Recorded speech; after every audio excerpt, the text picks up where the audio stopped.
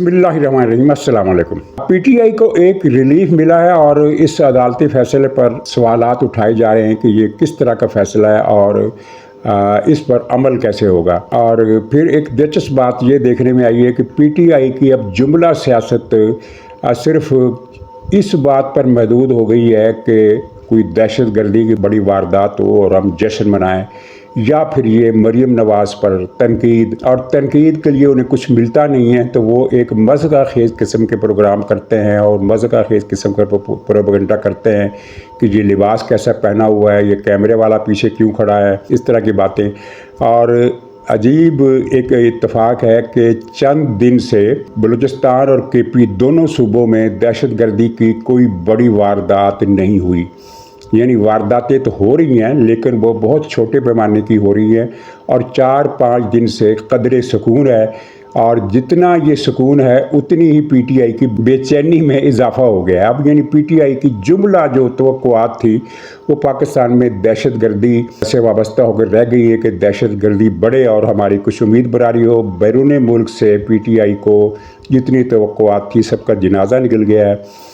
बलूचिस्तान में सियासी बेचैनी बढ़ गई है और तुर्की में मुजाहरों में शिद्दत आ गई है और साथ ही अफगानिस्तान से अच्छी खबरें आ रही हैं। नाज़रीन, सरफ़हरिस्त इस्लामाबाद हाई कोर्ट ने इमरान खान से मुलाकातों पर पाबंदी के ख़िलाफ़ एक मुख्तलिफ रिट दरख्वास्तें इकट्ठी करके जो फ़ैसला कल सुनाया वो ये था कि 2 मुलाकातें हफ्ते में बहाल कर दी गई हैं। इससे पहले सुप्रीम जेल ने 2 मुलाकातें एक ही दिन कर दी थी, हफ्ते में एक दिन, तो जिस पर इमरान खान भी बेचैन था और पीटीआई को भी खासी तंगी और परेशानी थी। और सबसे ज़्यादा तकलीफ़ जो पहुंची वो इस्लामाबाद हाई कोर्ट के एक जज, क्या नाम है उसका, गुलाम इसहाक खान या इस तरह का कोई नाम है, उसने बहुत उछल कूद की और पता नहीं तौहीन अदालत का मुकदमा चलाने का भी ऐलान कर दिया, लेकिन वो ज़ाहिर नहीं कर सका, चुप करके बैठ गया।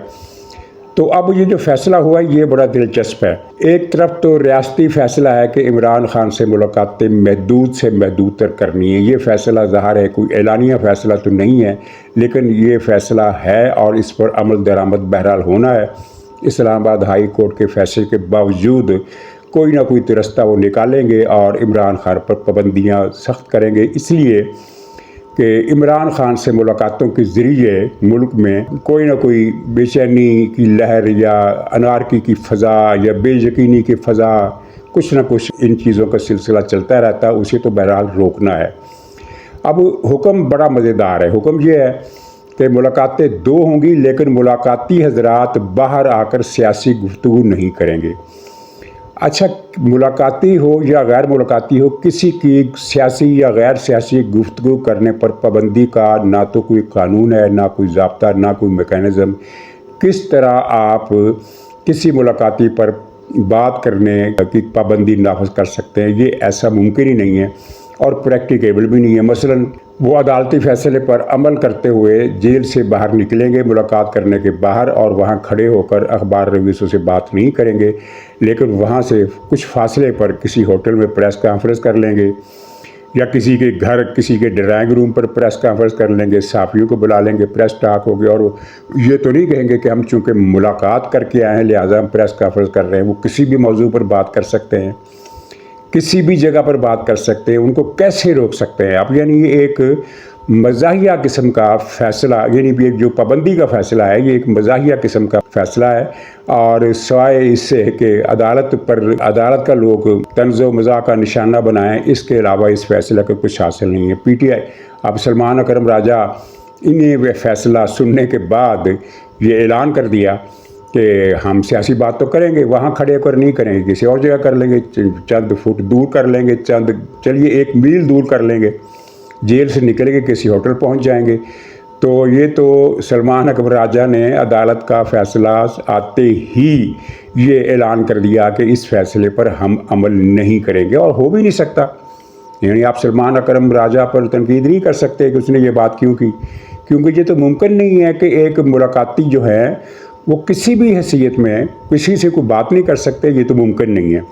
तो ये फ़ैसला बहरहाल इमरान खान के लिए बज़ाहिर एक रिलीफ का फ़ैसला है, लेकिन जो रिलीफ इनको نظر آ رہی ہے کہ اب ہم پھر سے پہلے کی طرح عمران خان کے پیغامات آئیں گے، وہ کال دے گا، کچھ نہ کچھ ہوتا رہے گا، وہ مشکل ہے، وہ نہیں ہوگا، کیونکہ متبادل طریقے اور بھی بہت سارے ہیں، اور جس طرح کرٹیل کیا گیا ہے ملاقاتوں کو بھی، اور جس طرح سوشل میڈیا پر بھی کچھ پابندیاں لگائی گئی ہیں، وہ بہت جزوی، بہت معمولی قسم کی پابندیاں ہیں، لیکن یہ آغاز ہے اور آخر کار یہ ایک شور شرابہ اور غل گپاڑا احتجاج کی سیاست بھی ملکی استحکام کے لیے ظاہر نقصان دہ چیز ہوتی ہے، لیکن پی ٹی آئی احتجاج کی سیاست کے قابل نہیں رہی۔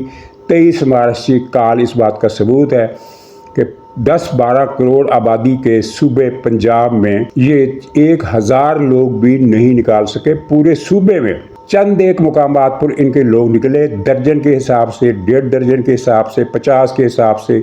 سب سے بڑا اور فقید المثال جو مظاہرہ تھا وہ لاہور میں تھا، جس میں 6-7 گاڑیاں اور 10-15 موٹر سائیکلسٹ تھے۔ یہ ان کا سب سے بڑا قوت کا مظاہرہ تھا جو لاہور میں کیا۔ اس مظاہرے کے بعد ان لوگوں کی پکڑ دکڑ نہیں ہوئی، جس طرح کا یہ ان کا یہ پروپیگنڈا ہے نا کہ ہم جب بھی جلوس نکالتے ہیں تو پکڑ لیا جاتا ہے، نہیں پکڑا گیا۔ جلسوں سے پہلے یہ ہمیں پکڑتے ہیں، نہیں پکڑا گیا، لیکن افواہیں، جھوٹ، پروپیگنڈا، یہ ان میں ان کا کوئی ثانی نہیں۔ انہوں نے ایک دن پہلے ہی غل مچا دیا کہ پورے پنجاب میں چھاپے پڑ رہے ہیں، پتہ نہیں کتنی گرفتاریاں ہو گئی ہیں۔ کوئی اس طرح کی گرفتاریاں نہیں ہوئی، 1 یا 2 آدمی پکڑے گئے اور وہ پتہ نہیں کس کیس میں پکڑے گئے، لیکن اگر ان گرفتاریوں کا تعلق ان مظاہروں سے ہوتا جو ان حکومت کے خیال میں 23 مارچ کو خطرہ پیدا کر سکتے تھے، تو یہ ان گرفتاریوں کی تعداد زیادہ ہونی تھی۔ ایک پی ٹی آئی کا عہدیدار پکڑا گیا اور 1 آدمی اور پکڑا گیا، تو صاف مطلب ہے کہ ان 2 گرفتاریوں کا تعلق مظاہروں سے نہیں تھا۔ مظاہروں سے پکڑنے کے لیے جو لوگ گرفتار کیے جاتے ہیں ان کی تعداد سینکڑوں میں نہ ہو تو 50-100-60 میں ضرور ہوتی ہے، یہ 150-200 آدمی، 70-80 آدمی تو ضرور پکڑا جاتا ہے کہ بھی یہ فلاں مقامات پر یہ جلوس منظم کر سکتے ہیں، ان کو پکڑ لو، تو نہیں پکڑے، 2 آدمی پکڑے۔ اور نہ ہی جلسے جلوسوں کے بعد جو انہوں نے کیے، اور جن میں پورے پنجاب کے سارے جلسے جلوس ملا بھی لیے جائیں تو 1000 تو میں نے بڑی بات کر دی، 500-400 آدمی بھی نہیں تھے۔ سب سے بڑا مظاہرہ لاہور میں تھا، جس میں 60 سے زیادہ لوگ شریک نہیں ہوئے، کچھ سیالکوٹ میں اور کچھ جنوبی پنجاب کے 1-2 شہروں میں، ملتان میں، کچھ اسلام آباد میں، وہی گنتی 15، کہیں 20، کہیں 15، کہیں 20، تو یہ ملا کر 400-500 بھی نہیں بنتے۔ تو 12 کروڑ کے صوبے میں آپ پورا زور لگا کر پوری اپنی سوشل میڈیا ٹیم کو متحرک کر کے 400-500 لوگ بھی نہیں نکال سکے، تو پھر آپ کو توبہ کر لینی چاہیے کہ ہم سیاست ہمارے بس کی بات نہیں۔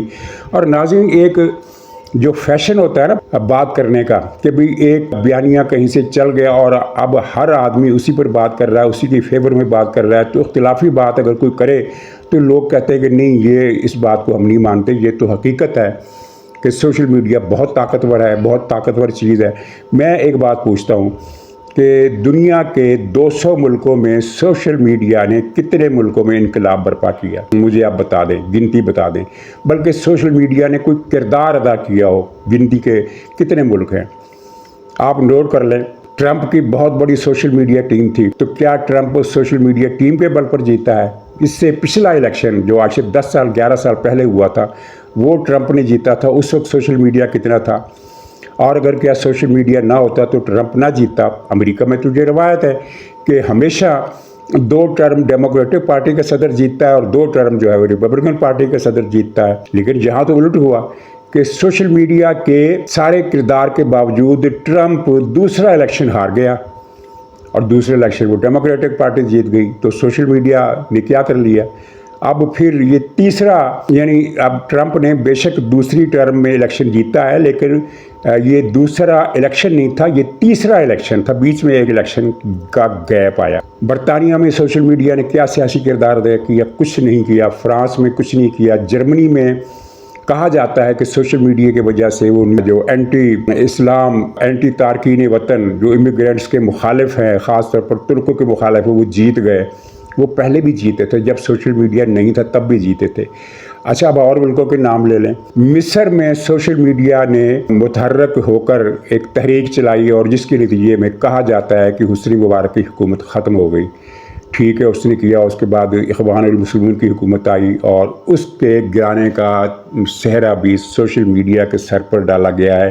حالانکہ کیا نام تھا مصر کے صدر کا، اخوان المسلمین کے صدر کا، ان کو جب وہ صدر مرسی جب وہ برسر اقتدار آئے تو فوج نے اسی دن فیصلہ کر لیا تھا کہ ہم نے اس حکومت کو سال 6 مہینے سے زیادہ نہیں چلنے دینا، اور یہ خبریں آ چکی تھی۔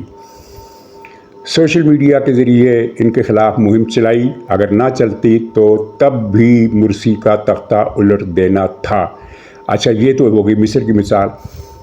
بنگلہ دیش واحد ملک ہے جہاں ہم یہ کہہ سکتے ہیں کہ سوشل میڈیا نے ایک کردار ادا کیا اور عوام کو اتنا زیادہ متحرک کیا کہ اس نے حسینہ واجد کا تختہ الٹ دیا، لیکن یہاں بھی سارا کریڈٹ سوشل میڈیا کے سر پر نہیں جا سکتا، اس لیے کہ حسینہ واجد کے خلاف کافی لابا پک رہا تھا، اور یہ جو آخری الیکشن ہوئے جس میں دھاندلی کے ذریعے حسینہ واجد جیت گئی، اور دھاندلی بھی اس قسم کی کہ مخالفوں کو الیکشن میں حصہ ہی نہیں لینے دیا گیا، تو اس کے بعد یہ طے تھا کہ اب یہ حکومت زیادہ دیر باقی نہیں رہے گی۔ بالکل وہی پوزیشن جو 77 میں ذوالفقار علی بھٹو مرحوم کی حکومت کے ساتھ ہوئی تھی کہ وہ الیکشن جیت گئے تھے، اور اسی دن مبصرین نے کہنا شروع کر دیا تھا کہ اب بھٹو صاحب کی حکومت نہیں رہے گی، اور چنانچہ الیکشن کے 6-7 مہینے کے بعد وہ حکومت کا تختہ الٹ گیا۔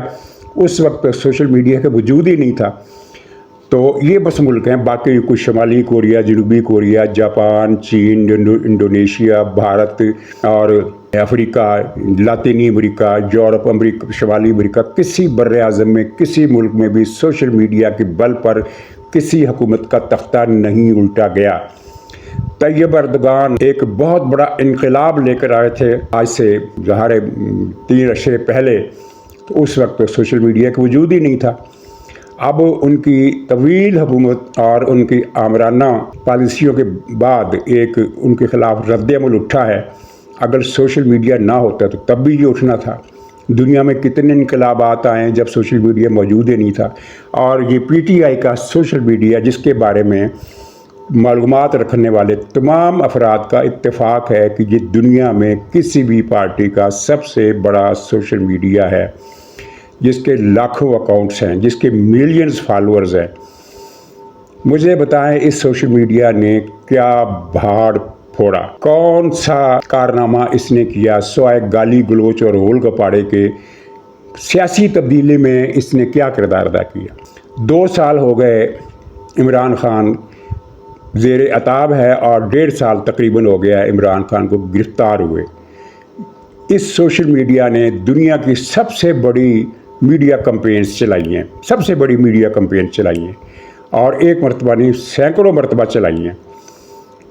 جب بھی عمران خان نے کال دی، پی ٹی آئی نے کال دی، یہ سوشل میڈیا ایکٹیو ہو گیا، اور اس نے اس طرح طوفان برپا کیا کہ جیسے کل پاکستان کی سڑکوں پر تل دھرنے کی جگہ نہیں ملے گی۔ پارلیمنٹ اور سپریم کورٹ اور وزیر اعظم ہاؤس اور ایوان صدر، بلکہ جی ایس کی عمارتیں بھی خس و خشاک کی طرح عوام کا سیلاب بہا کر لے جائے گا۔ یہی تاثر دیتے ہیں نا، ہر مرتبہ یہ دیتے ہیں، ہر مرتبہ یہ تاثر دیتے ہیں، اور جب وہ دن آتا ہے تو پتہ چلتا ہے کہ پورے پاکستان میں چند درجن سے زیادہ لوگ نکلے ہی نہیں۔ کہتے ہیں کہ خوف ہے، ٹھیک ہے چلیے خوف ہے، تو سوشل میڈیا نے اس خوف کو توڑنے کے لیے کیا کردار ادا کیا؟ 0/0۔ یعنی سوشل میڈیا یہ واحد سوشل میڈیا ہے جو لوگوں کو سڑکوں پر لانے کے بجائے لوگوں کو گھروں میں گھسنے کا کارنامہ سر انجام دے رہا ہے کہ لوگ گھروں سے باہر نکلتے ہی نہیں۔ پورے پاکستان میں 23 مارچ کو، پنجاب کی میں نے بات کر دی، لیکن اگر پورے پاکستان کو دیکھیں تو لاہور اور کراچی 2 شہروں میں ہی بڑے مظاہرے ہوئے، تیسرے کسی شہر میں تو کوئی بڑا مظاہرہ، کوئی چھوٹا مظاہرہ بھی نہیں ہوا۔ اور یہ 2 بڑے مظاہرے کیا تھے؟ لاہور میں 50-60 آدمی اور کراچی میں 150 آدمی۔ پورے پنجاب میں ملا کر 400 آدمی نہیں نکلے، اور پورے سندھ میں ملا کر 200 آدمی نہیں نکلے، 600 آدمی، 700 آدمی پورے پاکستان سے۔ اور پختونخوا جو ان کا گڑھ ہے، جہاں کوئی خوف کی زنجیر بھی نہیں ہے، جہاں کوئی خوف کا بت بھی نہیں ہے، جہاں کوئی خوف کا کچھ بھی نہیں ہے، تو وہاں کوئی نکلا ہی نہیں، کوئی مظاہرے ہی نہیں ہوا کے پی میں۔ کہیں کسی بھی جگہ سے کسی ایسے مظاہرے کی خبر نہیں آئی، تصویر فلم نہیں آئی جسے دیکھ کر ہم یہ کہہ سکیں کہ دیکھو کم سے کم اس شہر میں تو لوگ نکلے، عمران خان کے لیے نہیں نکلے۔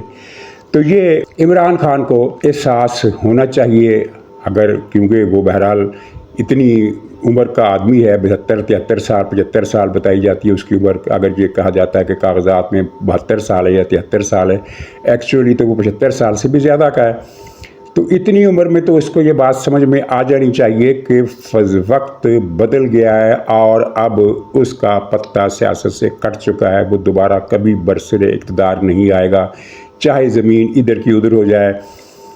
میں مثال کے طور پر، مفروضے کے طور پر عرض کرتا ہوں، فرض دیجیے جنرل حافظ عاصم منیر صاحب کسی بھی وجہ سے استعفیٰ دیتے تھے، نیا آرمی چیف آ جاتا ہے، کیا وہ عمران خان کو رہا کروا لے گا؟ نہیں کروائے گا، کیونکہ اب فوج کے اندر، اب وہ ماضی تھا جب فوج کی قیادت میں کچھ لوگ کسی لیڈر کے خلاف ہو جاتے تھے اور باقی فوج حکم پر چلتی تھی، لیکن باقی فوج کی نظریات سوچ اپنی اپنی ہوتی تھی. یہ پہلی مرتبہ ہوا ہے کہ فوج کا پورا ادارہ یکسو ہے اس بات پر کہ یہ شخص ملکی سلامتی کا دشمن ہے.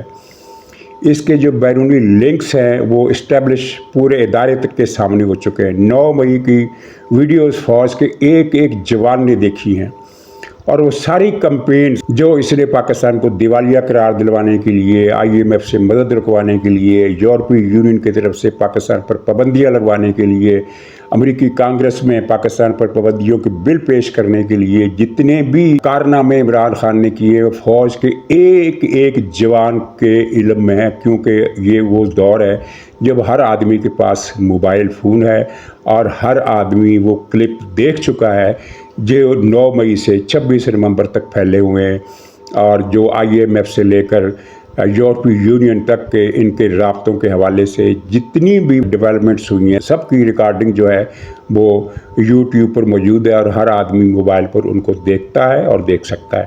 تو اس لیے ماضی اور اب کے دور میں یہ فرق ہے کہ پہلے صرف اوپر کی چند شخصیات زرداری کے خلاف ہو جاتی تھی، بھٹو کے خلاف ہو جاتی تھی، یا نواز شریف کے خلاف ہو جاتی تھی، لیکن نیچے کے طبقے کی سوچ اپنی اپنی جگہ مختلف ہوتی تھی.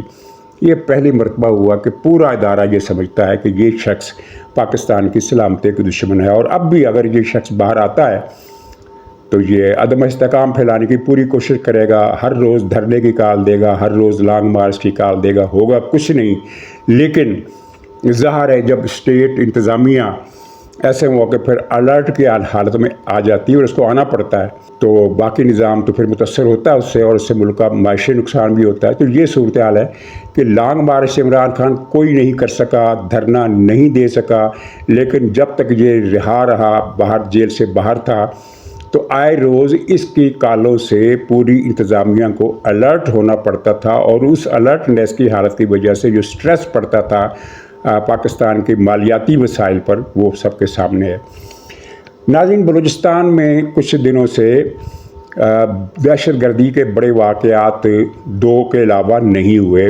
پختونخوا میں تو بہت حد تک سکون ہے. بلوچستان میں 2 واقعات جن میں 8 افراد شہید ہوئے پرسوں ہوئے تھے، اب ترسوں، اور اس کے بعد وہاں بھی کچھ سکون ہے. اور یہ نہیں کہ وہاں دہشت گردی کے واقعات نہیں ہوں گے، ہوتے رہیں گے، یہی خطرہ ہے. لیکن بظاہر لگتا ہے کہ اب وہ بڑی وارداتوں کی صلاحیت پر کوئی نہ کوئی نکیل ڈالنے میں قومی سلامتی کے اداروں نے کامیابی حاصل کر لی ہے. لیکن سیاسی بے چینی ہے. ماہرنگ بلوچ کی گرفتاری کے خلاف کل بلوچستان کے 4-5 شہروں میں مظاہرے ہوئے. یہ کوئی بڑے مظاہرے نہیں تھے. ان سے بڑا مظاہرہ، یعنی بلوچستان کے مظاہروں سے بڑا مظاہرہ کراچی میں ہوا، وہ بھی اس میں بھی چند 100 لوگ تھے اور پولیس نے اس کو ڈسپرس کر دیا. لیکن یہ بے چینی ایک نشاندہی کرتی ہے کہ صورتحال پر فوری توجہ کی ضرورت ہے سیاسی حوالے سے، جس کی طرف ایک سامنے یہ رپورٹ سامنے آ رہی ہے کہ نواز شریف صاحب کوئی کردار ادا کریں گے. ابھی تک ان کے کردار ادا کرنے کے بارے میں کوئی رپورٹ سامنے نہیں آئی ہے، لیکن سنا یہی ہے کہ کچھ نہ کچھ رابطے اندر خانے ہو رہے ہیں اور بات چیت کے سلسلے چل رہے ہیں. امید کرنی چاہیے. اور افغانستان سے جو خبریں آ رہی ہیں وہ PTI کے لیے بہت ہی حوصلہ شکن ہے. وہاں جیسا کہ میں نے کل بتایا کہ حقانی پھر سے ان ہو رہے ہیں، اور افغانستان کی وہ جو وحشی انتظامیہ ہے، جوہلا قرون اولیٰ کے زمانے کے وحشی طالبان، ہیبت اللہ گروپ کے طالبان جو ہیں، ان کو بھی یہ احساس مجبوراً ہو گیا ہے کہ پاکستان سے تعلقات بگاڑ کر ہم افغانستان میں کامیابی حاصل نہیں کر سکتے.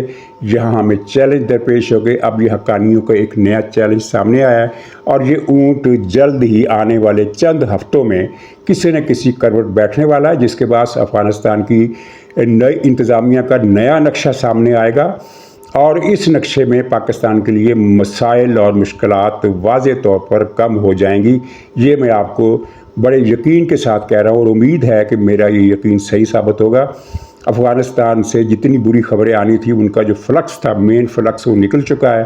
اب کچھ ٹھہراؤ آئے گا اور پاکستان کے ساتھ معاملات بہتر ہوں گے. سرحدی معاملات بھی بہتر ہوں گے، تجارتی معاملات بھی بہتر ہوں گے اور دہشت گردی کا عنصر بھی وہ کم ہو جائے گا. ناظرین، ترکی میں اردوغان کے خلاف مظاہرے زور پکڑ گئے اور 2 روز سے استنبول میں جو مظاہرے ہو رہے ہیں وہ بہت ہی عظیم الشان مظاہرے کہے جا سکتے ہیں. یعنی اس سے پہلے 8-10 ہزار 12 ہزار کے جلوس نکلا کرتے تھے، لیکن 2 روز سے 50-60 ہزار سے کم جلوس نہیں نکل رہے. بڑے اسکوائر میں کم سے کم 50-60 ہزار کا مرکزی جلوس ہوتا ہے. اس کے علاوہ شہر کے مختلف علاقوں میں بھی مظاہروں کی اطلاعات ملی ہیں اور جو دوسرے شہر ہیں، انقرہ ہے، خاص طور پر ازمیر ہے اور کونیا ہے، ان شہروں میں بھی مظاہرے ہو رہے ہیں. اگرچہ وہ بہت بڑے بڑے نہیں ہیں، چند ہزار کے جلوس ہیں، لیکن جو استنبول کا جو مرکزی جلوس ہے وہ کافی پریشان کن ثابت ہو سکتا ہے ترکی کے صدر کے لیے، کیونکہ ترکی میں بہت طویل عرصے کے بعد اتنے بڑے سیاسی مظاہرے ہو رہے ہیں. اس دوران صدر اردوغان نے بھی خطاب کیا اور کہا ہے کہ وہ ناجائز دباؤ کے سامنے نہیں جھکیں گے. ہر شخص، ہر حکمران یہی کہا کرتا ہے، لیکن اس طرح کے کہنے سے، اس طرح کی تقریروں سے بحران آج تک دنیا کے کسی صدر یا وزیر اعظم کے لیے نہیں ٹلا. بحران ٹالنے کے لیے سیاسی پالیسی تبدیل کرنا ضروری ہے. اردوغان کو چاہیے کہ وہ ان لوگوں کو رہا کر دے اور تاکہ معاملات اگلے الیکشن تک چلتے رہیں. اگلے الیکشن میں اردوغان کی کامیابی کے امکانات مسلسل کم ہوتے جا رہے ہیں اور جمہوری اسپرٹ یہ ہے کہ اگر آپ الیکشن ہارتے ہیں تو ہار جائیں، الیکشن کو روکنے کی کوشش مت کریں. اب پابندیاں اپوزیشن پر لگائیں گے تو اپوزیشن اگلا الیکشن زیادہ ووٹوں سے جیت جائے گی. اور اس کے بعد کچھ لوگ یہ خدشہ ظاہر کر رہے ہیں کہ یہ جو نئے صدر ہیں، جو نئے متوقع صدر ہو سکتے ہیں، امام اوگلو صاحب جو ہیں، یہ تو ان کی پارٹی تو سیکولر ہے، لیکن یہ سیکولر پارٹی خاصی بے ضرر قسم کی سیکولر پارٹی ہے. اسلام کے خلاف اس کا جو کردار تھا وہ تھا کمال اتاترک اور اس کے بعد عصمت انونو کے دور تک. اس کے بعد پھر ترکی نے مذہب کے خلاف سرکاری سطح پر کوئی ایسی کارروائی نہیں کی اور ترکی آئینی طور پر اب بھی سیکولر اسٹیٹ ہے. یعنی طیب اردوغان کی حکومت نے بھی آج ترکی کے آئین میں کوئی تبدیلی نہیں کی ہے، آئین جوں کا تو ہے. لیکن یہ ہے کہ ظاہر اسلامی تشخص اس دور میں ترکی کو ابھرا، وہ تشخص ذرا تھوڑا مدھم پڑ جائے گا، اس سے زیادہ کچھ نہیں ہوگا. لیکن اردوغان اگر اس کو طاقت کے بل پر تبدیلی کا عمل روکنے کی کوشش کریں گے تو ترکی کی مالیات تباہ ہو سکتی ہے، جس کو ترکی کے صدر اردوغان نے اپنے 15 سالہ دور حکومت میں بحال کر کے ایک میراکل کر دکھایا تھا. وہ میراکل ختم ہو جائے گا. تو ناظرین اجازت دیجیے، انشاءاللہ اگلے بلاگ میں پھر ملاقات ہوگی. تب تک کے لیے خدا حافظ.